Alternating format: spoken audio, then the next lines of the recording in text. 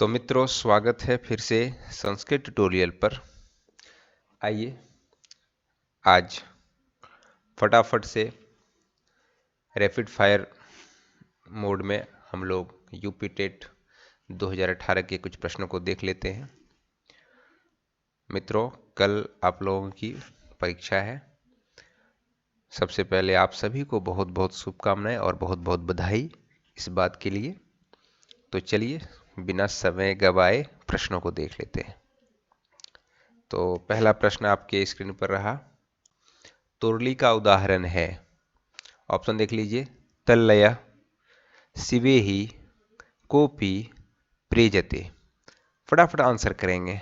आपका जो है तल्लय इसका आंसर हो जाएगा। मैं समय ज़्यादा नहीं लूंगा आपका। तत् प्लस लय बराबर तल्लय होता है। तुरली संधि में क्या होता है कि तौ वर्ण के बाद अगर लौ वर्ण रहे तो तौ वर्ण भी लौ वर्ण में परिवर्तित हो जाता है। यही इसका नियम है। तो तौ के बाद जब भी लौ वर्ण देखिए तो तौ को भी लौ यानी कि डबल लौ बन जाएगा। यहाँ जो तल्लय बना है तत् प्लस लय मिलकर तल्लय बना है। ठीक है, चलिए अगले प्रश्न पर बढ़ते हैं। अगला प्रश्न हमारा है, कौन सा शब्द सूर्य का पर्यायवाची नहीं है? ऑप्शन है मित्र, भानु, मित्रम, रवि। फटाफट से आंसर करेंगे, जवाब करेंगे आप लोग। तो इसका आंसर देखिए, इसका आंसर मित्रम होगा। मित्रम जो है सूर्य का पर्यायवाची नहीं है, बल्कि मित्र, भानु, रवि ये तीनों सूर्य के पर्यायवाची शब्द हैं। ठीक है मित्रों, चलिए अगले प्रश्न पर बढ़ते हैं। अगला प्रश्न देख लेते हैं। दिशा शब्द रूप का वचन बताना है आप लोगों को। द्विवचन है, बहुवचन है, एक वचन है या उपर्युक्त में से कोई नहीं।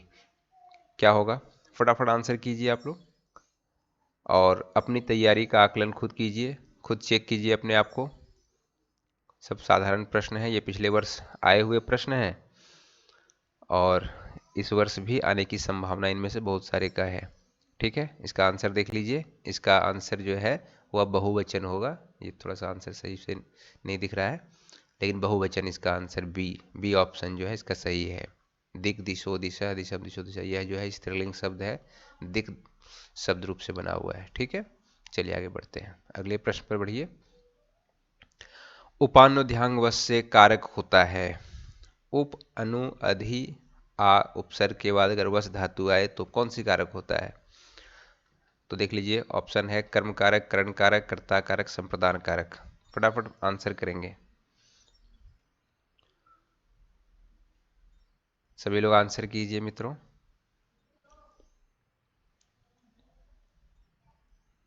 तो आपका समय समाप्त हुआ। इसका आंसर देख लीजिए, इसका आंसर है कर्म कारक। उप, अनु, अधि और आ उपसर्ग के बाद अगर वश धातु रहे तो कर्म कारक होती है। ठीक है, चलिए अगला प्रश्न देखिए। अगला प्रश्न है शुद्ध वाक्य है। शुद्ध वाक्य का चयन करना है। तेन ग्रंथम पठ्यते, तेन ग्रंथः पठ्यते, स ग्रंथः पठति, तम ग्रंथम पठति। ठीक है, देख लीजिए सही ऑप्शन कौन सा है। फटाफट आंसर करेंगे आप लोग। तो मित्रों, इसका सही आंसर होगा तेन ग्रंथः पठ्यते। तेन ग्रंथः पठ्यते ये वाक्य जो है कर्मवाच्य में है और कर्मवाच्य में कर्ता तृतीया व्यक्ति की होती है, कर्म में प्रथमा व्यक्ति होती है और क्रिया कर्म के अनुसार इसका चलता है। ठीक है, तो B option is the right answer. ठीक है, चलिए अगले प्रश्न पर बढ़ते हैं। सभी लोग लाइक शेयर करते रहेंगे। महिमा शब्द का लिंग है, पुल्लिंग है, स्त्रीलिंग है, नपुंसक लिंग है या तीनों ही लिंग है? बताना है आप लोगों को। बताइए महिमा शब्द का लिंग क्या है? महिमा महिमन शब्द रूप है। आप लोगों को लिंग बताना है। इसका शब्द रूप चलता है महिमा, महिमानो, महिमाना। ठीक है, तो आपका समय अब समाप्त हो गया है। तो इसका आंसर है पुल्लिंग। इसका आंसर क्या है? पुल्लिंग है, महिमन शब्द रूप है ये। ठीक है, अगला प्रश्न देखिए। बालक शब्द में तृतीया विभक्ति बहुवचन का रूप होता है। ऑप्शन देखिए, बालकेन, बालक भी, बालकय या बालकाभ्याम। आंसर कीजिए। बहुत सिंपल सा ये क्वेश्चन है, इसमें आप लोगों को कुछ परेशानी नहीं होनी चाहिए। आप इसका सही आंसर देंगे। इसका आंसर है बालकय। ठीक है, मैं थोड़ा टाइमर को भी थोड़ा सा बंद करके रख देता हूँ और ताकि आप लोग जल्दी जल्दी इसका आंसर कर सकें। हमारे पास समय बिल्कुल नहीं है, तो जितना जल्दी होगा क्वेश्चन आप देख लें। ठीक है, आज बहुत ज़्यादा एक्सप्लेनेशन नहीं रहेगा, बिल्कुल चलिए अगले प्रश्न को देख लेते हैं। अगला प्रश्न हमारा है, कन्या शब्द पंचमी एक वचन का रूप है। मतलब कन्या शब्द का पंचमी विभक्ति का एक वचन का रूप बताना है आप लोगों को। कन्यात, कन्या, कन्यायाम, कन्याया। ठीक है, फटाफट आंसर देखिए, आप लोग आंसर कीजिए। तो इसका आंसर देख लीजिए, इसका आंसर कन्याया होगा, है ना। कन्या जो है आकारांत स्त्रीलिंग शब्द रूप है साथियों, और इसके शब्द रूप लता के समान चलते हैं, और पंचमी और षष्ठी में जो है समान रूप बनता है कन्याया। ठीक है, तो इसका जो है ऑप्शन डी इसका सही आंसर होगा। ठीक है, चलिए आगे बढ़ते हैं। धेनु रूप है, धेनु रूप बताना है, क्या है? चतुर्थी द्विवचन है, प्रथमा द्विवचन बहुवचन है, तृतीया एक वचन है, या द्वितीया बहुवचन है? कौन सा आंसर सही होगा? आप जल्दी जल्दी बताइए, आंसर कमेंट कीजिए आप लोग, है ना। पूरा पूरा आंसर लिखेंगे। तो इसका आंसर है द्वितीया बहुवचन। ठीक है साथियों, इसका ऑप्शन है द्वितीया बहुवचन, सही आंसर इसका रहेगा। ठीक है, चलिए अगला प्रश्न देखिए। अगला प्रश्न है, मधुनी रूप है। मधुनी जो है शब्द रूप है, इस किसका रूप है? द्वितीय बहुवचन का है, तृतीया एक वचन का है, प्रथमा द्विवचन का है, सप्तमी एक वचन का है। फटाफट आंसर कीजिए इसका, आंसर आप लोग करते रहिए, जल्दी जल्दी आंसर करेंगे आप लोग। देखिए, प्रथमा द्विवचन का। ठीक है, मैं वीडियो थोड़ा सा फास्ट में बना रहा हूँ, आप लोग क्या है थोड़ा स्लो करके इसको आप देख लीजिएगा, अगर ज़्यादा समझ में नहीं आएगा तो। ठीक है, चलिए आगे बढ़ते हैं। अगला प्रश्न ले लेते हैं। सर्व शब्द चतुर्थी एक वचन पुल्लिंग का रूप है। सर्वाय, सर्वस्मे, सर्वे, सर्वये। बताइए आंसर। अगर आपको ये सेशन पसंद आ रहा है तो मित्रों आप लोग चैनल को सब्सक्राइब कीजिए, वीडियो को लाइक कीजिए और शेयर भी कीजिए, ताकि और दोस्तों को इसका लाभ। ठीक है, इसका आंसर देख लीजिए, आंसर है सर्वस्व में। सर्व जो है सर्वनाम शब्द रूप है, और तत्पुल्लिंग के समान इसके रूप चल रहे हैं। तीनों लिंग में इसका रूप होता है, तत् के समान ही इसके भी रूप चलते हैं। सर्व, सर्वो, सर्वे यह पुल्लिंग में चलता है, सर्वा, सर्वे, सर्वा स्त्रीलिंग में है, और सर्वम, सर्वे, सर्वाणी ऐसा नपुंसक लिंग में रूप बनता है इसका। ठीक है, चलिए अगले प्रश्न को देखते हैं। पश्यति रूप किस धातु का है? इसका ऑप्शन नहीं बताना है आप लोग को, ऑप्शन बताइए कौन सा धातु है। मुझे नहीं लगता है कि आप लोगों को ऑप्शन की आवश्यकता पड़ेगी, आप लोग बता देंगे, फिर भी ऑप्शन देख लीजिए। पहला है दृश्य, पश्य, प्रच्छी, या इनमें से कोई नहीं। चलिए बताइए ऑप्शन, आप लोग आंसर कीजिए फटाफट, कौन सा धातु है? तो इसका दृश्य धातु है। ठीक है, चलिए अगले प्रश्न पर बढ़ते हैं। त्रिंशति रूप है, त्रिंशति क्या रूप है? द्वितीय व्यक्ति का है, पंचमी विभक्ति का है, प्रथमा व्यक्ति का है, या सप्तमी विभक्ति का है? जल्दी से आंसर कीजिए, जल्दी जल्दी फटाफट, फटाफट मोड में, आज बिल्कुल देर नहीं। तो साथियों, यह जो रूप आप देख रहे हैं यह सप्तमी विभक्ति का रूप है, सप्तमी विभक्ति में बनता है त्रिंशति। ठीक है, त्रिंश। अगला प्रश्न देखिए। अगला प्रश्न है, महर्षि में कौन सी संधि है? ऑप्शन है दीर्घ संधि, गुण संधि, वृद्धि संधि, या यण संधि? आंसर कीजिए फटाफट, महर्षि में कौन सी संधि है? ठीक है, आप लोग अगर हमारे चैनल पर नए हैं तो हमारे चैनल को सब्सक्राइब कर लीजिए और बेल आइकन को दबा लीजिए, ताकि हमारी हर वीडियो की नोटिफिकेशन आपको समय से मिलती रहे। ठीक है, तो इसका आंसर आपका हो जाएगा गुण संधि। महर्षि जो है गुण संधि है। गुण संधि में क्या है, अ आ के बाद अगर री वर्ण रहे तो यहाँ अर हो जाता है, तो यहाँ महा प्लस ऋषि में अर हो गया है, महर्षि बना हुआ है। ठीक है, चलिए इसी तरह से देवर्षि, राजर्षि शब्द भी बनते हैं। अगला प्रश्न आ गया है, यथाशक्ति में कौन सा समास है? ऑप्शन कर्मधारय, अव्ययीभाव समास, बहुब्रीहि समास, तत्पुरुष समास। जल्दी जल्दी फटाफट आंसर कीजिए आप लोग, जल्दी जल्दी।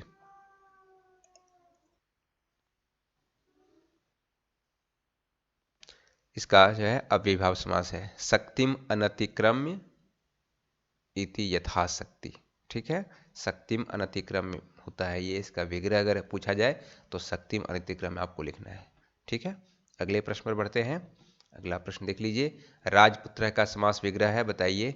राज्ञपुत्र, राजन पुत्र, राजा पुत्र, या राज जोड़ पुत्र? क्या है इसका? आंसर कीजिए फटाफट, बहुत साधारण सा प्रश्न है ये सब, इसका आंसर आप लोग करेंगे ही करेंगे ऐसा मुझे उम्मीद है। ठीक है, तो इसका जो है राज्ञः पुत्र इसका आंसर होगा। राज्ञः पुत्र, ये षष्ठी तत्पुरुष समास है, राजा का पुत्र। ठीक है, अगला प्रश्न है नीलकंठ में समास है। नीलकंठ में समास है, आंसर कीजिए। द्वंद्व समास है, अव्ययभाव समास है, बहुब्रीहि समास है, द्विगु समास है। ठीक है, कौन सा समास होगा? तो ये बहुब्रीहि समास है। नीलः कंठ यस्य स इति नीलकंठ अर्थात शिव, भगवान शिव के लिए नीलकंठ का प्रयोग किया गया है। यह बहुब्रीहि समास है मित्रों। ठीक है, अगले प्रश्न को देखते हैं। ब्रह्मणः प्रजाः प्रजायन्ते में कौन सा कारक है? बहुत ही महत्वपूर्ण ये उदाहरण है। अपादान कारक है, करण कारक है, संप्रदान कारक है और कर्ता कारक है। आंसर करेंगे ब्रह्मणः प्रजाः प्रजायन्ते में कौन सा कारक है? ठीक है, कौन सा कारक प्रयोग हुआ है? तो इसमें जो है आपका पहला अपादान कारक का प्रयोग हुआ है, अपादान कारक। ठीक है, मतलब जो कारक जो है जिससे जन्म लेने उत्पत्ति होने का जब बोध होता है, उस कारक में जो है पंचमी विभक्ति अपादान कारक होती है। ऐसा रूल बताया गया, नियम है। ठीक है, चलिए आगे बढ़ते हैं अगले प्रश्न पर। सर्वस्मिन आत्मा अस्ति, इस वाक्य में सर्वस्मिन कौन सा कारक है? तो मित्रों देख लीजिए, करण कारक है, कर्म कारक है, अधिकरण कारक है, अपादान कारक है। आप लोग उत्तर देंगे, फटाफट सभी लोग उत्तर जो है लिख के, ए बी सी मत लिखा कीजिए, आप लोग पूरा उत्तर लिखिए, लिखने से अभ्यास होता है। चलिए इसका आंसर देख लेते हैं। अधिकरण कारक है सर्वस्मिन, ये सर्व शब्द रूप है और ये पुल्लिंग और नपुंसकलिंग सप्तमी एक वचन में रूप ऐसा बनता है, तो अधिकरण कारक है। अगला प्रश्न देख लीजिए, वयम हसामा का वाच्य परिवर्तन होगा। चलिए देखिए, अस्माभि हसितम, अस्माभि हस्यते, वयम हसितम, वयम हस्यते। देख लीजिए ऑप्शन आपके सामने है, फटाफट आंसर कीजिए। वयम हसामा का वाच्य परिवर्तन करना है आपको। ठीक है,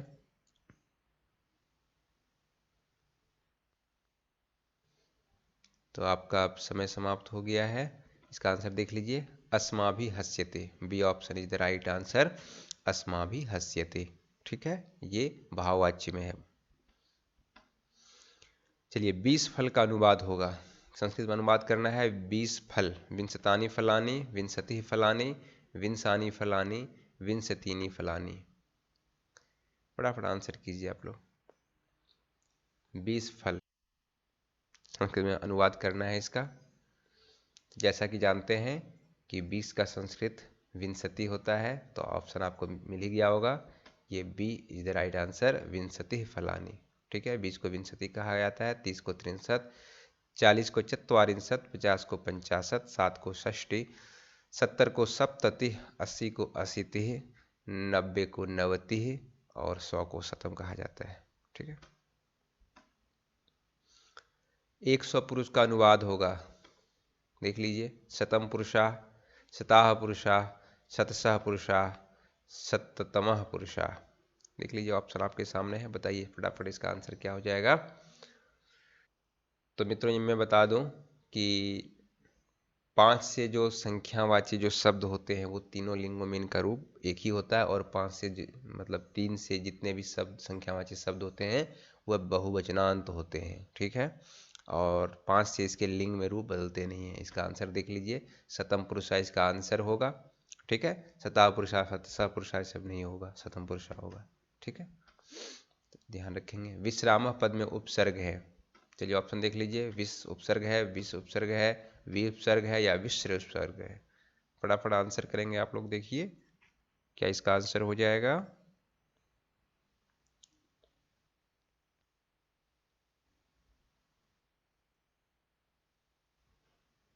समय समाप्त हो गया है, ये वी उपसर्ग है इसमें। ठीक है, पितृ शब्द का द्वितीय एकवचन रूप है। पितृ शब्द का द्वितीय एकवचन में ऑप्शन देख लीजिए, पितरम, पिताम, पितृम या पिताम। कौन सा ऑप्शन है देख लीजिए, टाइमर आपका चालू है, आंसर करने का प्रयास कीजिए, आप लोग याद कीजिए। पितरम जो है ऋकारांश शब्द रूप है पितृ, और ये पुल्लिंग शब्द रूप है, और इसका जो है आंसर होगा पितरम हो जाएगा, पितरम, ए इज द राइट आंसर। अगला प्रश्न देख लीजिए, नदी शब्द का सप्तमी एक वचन रूप है। ऑप्शन देख लीजिए, नदी, नदियाम, नद्याम, नदायाम। क्या होगा आंसर? आंसर कीजिए। नदी जो है दीर्घई कारांत स्त्रीलिंग शब्द रूप है। फटाफट आंसर करते रहेंगे आप लोग।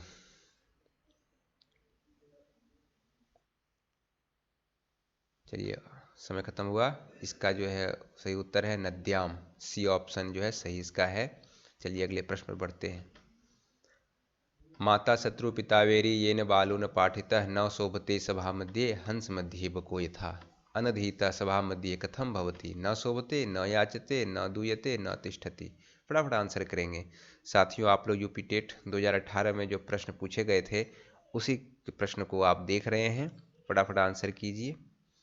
और 30 प्रश्नों का संग्रह है यहाँ, जो 30 प्रश्न पूछे जाते हैं। समय आपका समाप्त हुआ, इसका देख लेते हैं। तो न शोभते, यहाँ कहा गया है कि अनधित मतलब जो अनपढ़ लोग रह जाते हैं, अशिक्षित रह जाते हैं, ऐसे लोगों की शोभा सभाओं में नहीं होती है। ठीक है, चलिए अगले प्रश्न बढ़ते हैं। अगला प्रश्न ले लीजिए। माता शत्रु पिता वेरी येन बालो न पाठिता न शोभते सभा मध्ये हंस मध्ये बको यथा बालम पाठयन्तु माता पितरो के भवतः। बताइए आंसर। मित्रे भवतः, शत्रु भवतः, हितैषणी या पालको। ठीक है, टाइमर चल रहा है, आप लोग आंसर करेंगे। तो साथियों, यूपी टेट 2018 का यह प्रश्न पत्र आप देख रहे हैं। 30 प्रश्नों का यहाँ संग्रह अभी आपको देखने को मिलेगा। ठीक है, तो बहुत सारे प्रश्न हो सकते हैं कि इससे जो है रिपीट हो जाए, तो इसका ध्यान रखेंगे। तो इसका चलिए समय खत्म हुआ है, इसका आंसर देख लेते हैं। तो शत्रु कहा गया है कि जो बच्चे को नहीं पढ़ाते हैं ऐसे माता पिता शत्रु के समान बताए गए हैं। ठीक है, अगला प्रश्न ले लीजिए। 28वां प्रश्न है यद्यपि का संधि विच्छेद है। चलिए, यदि जोड़पी, यदि जोड़ापी, यदि जोड़पी या यत जोड़पी। फटाफट आंसर कीजिए साथियों। अगर हमारा यह प्रयास आपको अच्छा लग रहा है तो हमारे वीडियो को लाइक कीजिए और अपने दोस्तों तक शेयर कीजिए, ताकि सभी को इसका लाभ मिल सके और हमारे मेहनत का सही मुकाम तक हमारा मेहनत पहुंच सके।